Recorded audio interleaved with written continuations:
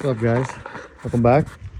So in today's video, I'm just gonna clean up the engine bay a little bit because I noticed all this and it's kind of driving me crazy. I noticed these are missing, so I kind of want to clean this all up, put the factory strut braces on to kind of make it like one even unit. What I did was got this bench grinder stand, put a deburring wheel.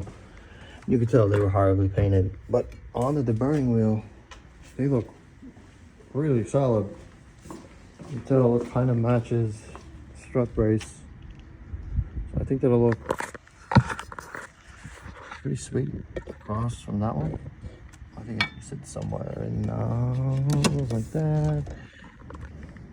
Yeah, once it's done, that'll look nice. And also, I noticed that my oil cap is on, not like this cover isn't sitting properly. So let's get started with that.